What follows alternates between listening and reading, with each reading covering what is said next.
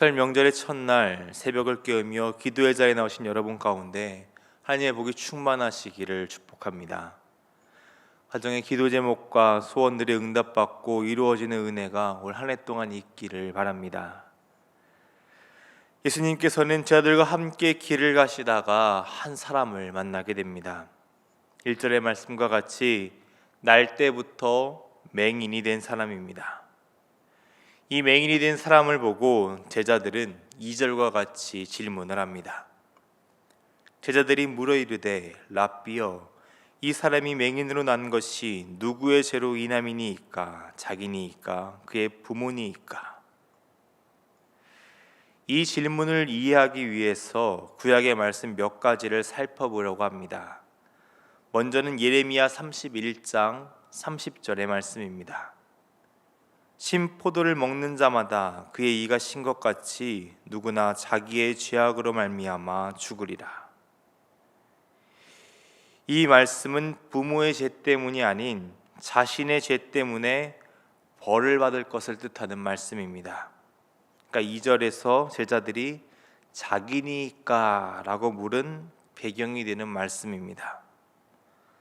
그 다음으로 볼 말씀은 출애굽기 34장 7절의 말씀입니다. 인자를 천대까지 베풀며 악과 가실과 죄를 용서하리라.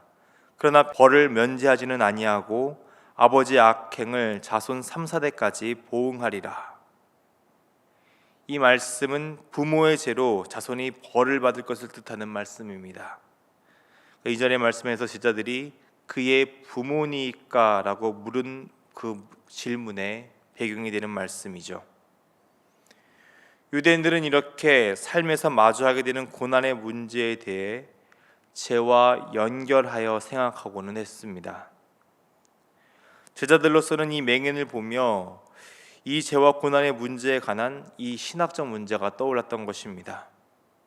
달리 말하자면 이 맹인을 보며 자신의 죄이든 부모의 죄이든 죄 때문에 이렇게 맹인이 되었다고 생각하는 것입니다. 그러니 이런 기회가 찾아왔을 때 자신들이 궁금했던 그 신학적 질문에 대한 답을 구하기 위해 예수님께 질문을 했던 것이죠.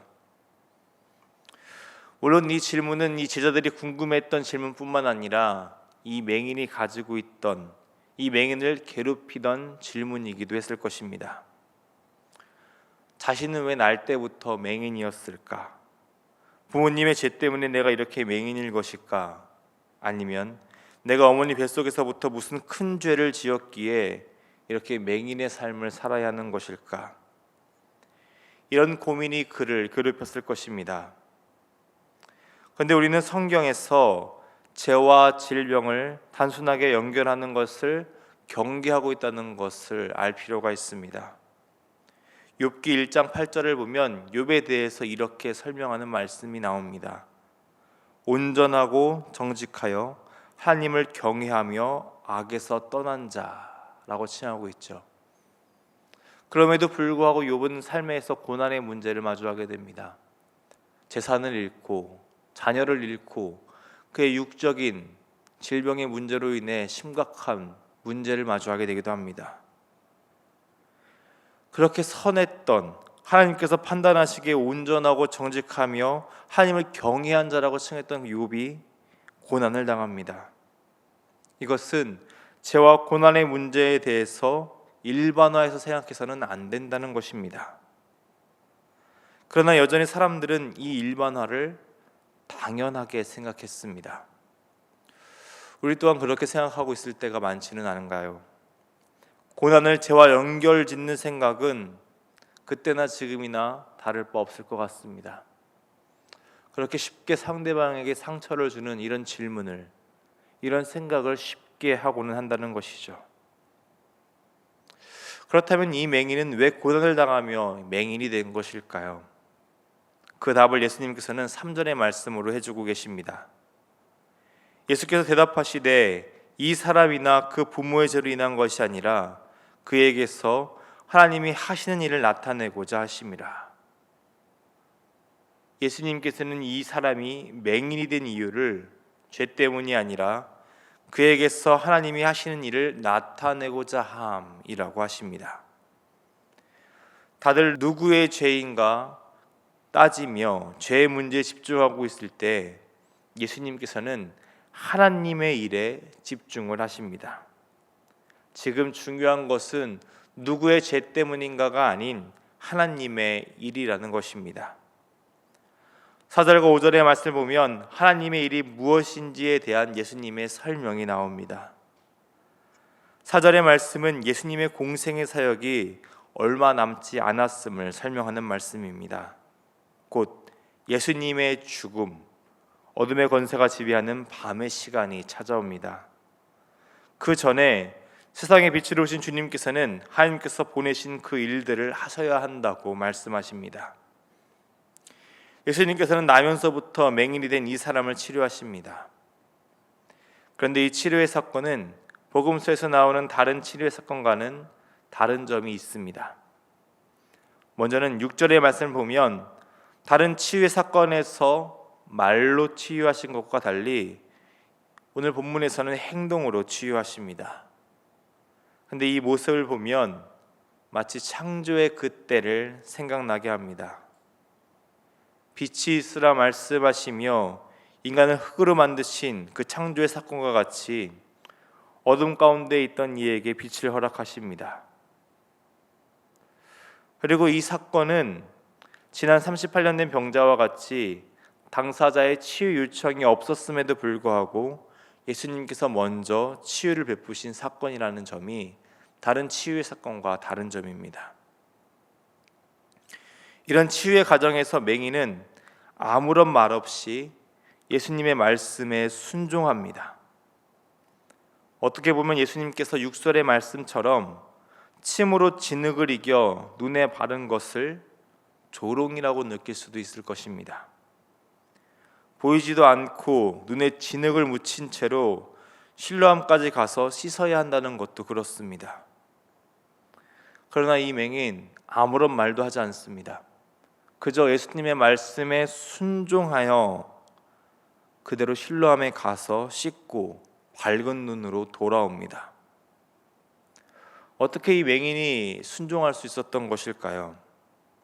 11절을 보면 맹인은 후에야 이 사람이 예수님이신 것을 알게 된 것을 볼 수 있습니다. 그럼에도 순종했던 것은 예수님과 제자들의 이 대화 때문이었을 것입니다. 그동안 자신의 죄 때문일까 고민하며 부모의 죄 때문이라면 원망 가득했던 삶이었을 그의 삶 가운데 예수님과 제자들의 질문은 한 줄기 빛이었을 것입니다. 그는 육의 어둠뿐만 아니라 영적인 상태도 어둠 가운데 있었던 것이죠. 죄에 대한 고민, 내 상태에 대한 고민이 그를 그렇게 어둠 가운데로 몰고 갔습니다. 그런데 예수님의 말씀이 그의 영적인 어둠을 걷어냈습니다. 그리고 실로암에서 눈을 씻고 밝은 눈이 되자 이것이 하나님께서 하시는 일임을 깨닫게 됩니다. 계속되는 8절부터 10절의 말씀을 보면 사람들은 이 맹인이 어떻게 눈이 밝게 되었는지 수근거리는 모습이 나옵니다. 그런 이들에게 맹인은 확실하게 11절로 답을 주고 있습니다. 대답하되 예수라는 그 사람이 진흙을 이겨 내 눈에 바르고 나더러 실로암에 가서 씻으라 하기에 가서 씻었더니 보게 되었노라. 날 때부터 보지 못했던 이 사람은 예수님을 증언하는 자가 됩니다. 영적으로 눈먼 자들에게 빛이신 예수님을 증언합니다. 자신에게 하신 일은 하나님의 능력으로만 가능한 일이며 그 일을 행하신 이는 메시아이심을 증언합니다. 빛이 이 사람의 어둠을 거두어 가자 이 사람은 빛 가운데에서 거하며 빛을 증거합니다. 하나님의 일에 동참합니다. 4절의 말씀과 같이 예수님과 함께 우리가 되어 하나님께서 하시는 그 일들을 나타내기 시작합니다. 그러나 여전히 사람들은 12절의 말씀과 같이 화가 난 듯 이 사람을 추궁하고만 있습니다. 오늘 말씀은 세상의 빛으로 오신 예수님께서 하나님의 일을 이 땅 가운데 하신 일을 전하고 있습니다. 어둠이 가득한 세상에서 영적 무지로 살아가며 맹인으로 살아가는 이들에게 주님께서는 빛을 전하십니다. 스스로 고민하며 어둠 가운데 있었던 이가 이 예수님의 빛을 통하여 삶의 변화를 경험합니다. 그리고 빛이신 주님과 함께 하나님의 일을, 하나님께서 하시는 그 일을 드러내는 자로 살게 됩니다. 그 빛이 오늘 우리를 또한 변하게 하였습니다. 빛의 자녀로 살아가게 하였습니다. 우리의 삶의 이유와 목적을 허락하셨습니다. 빛을 증거하는 삶 말입니다. 우리는 빛이신 주님을 증언하며 세상의 빛으로 살라고 하신 주님의 말씀에 순종하는 삶을 살아야 합니다. 오늘은 설 명절의 첫날입니다. 우리가 빛으로 가장 먼저 주님을 증언하며 빛의 삶을 살아야 할 장소가 어디일까요? 바로 우리의 가정, 우리의 그 삶의 자리입니다. 우리가 경험한 복음을 증언하며 빛으로 살아내야 할 삶의 자리가 바로 우리의 가정이라는 것이죠. 우리의 가족에게 그리고 친지에게 예수님을 담대히 증언하는 여러분이 되시기를 바랍니다. 그 빛이 전해지면 어둠이 거칠 것입니다. 빛의 삶을 통해 예수님을 증언하며 세상의 빛으로 열매 맺는 제자의 삶을 사시는 여러분이 되시기를 주님의 이름으로 축원합니다. 기도하겠습니다. 빛이신 주님, 하나님을 모르고 무지와 어둠 가운데 살았던 우리들을 빛의 자녀로 살게 해주신 주님의 그 크신 사랑에 감사를 드립니다. 오늘 우리의 삶의 자리 가운데 고난이 찾아올지 모릅니다. 오늘 마주한 아픔과 연약함도 있습니다. 그러나 오늘 우리의 삶의 빛으로 오셔서 우리를 치유하시고 빛의 삶의 자리로 보내시는 주님의 긍휼이 있습니다.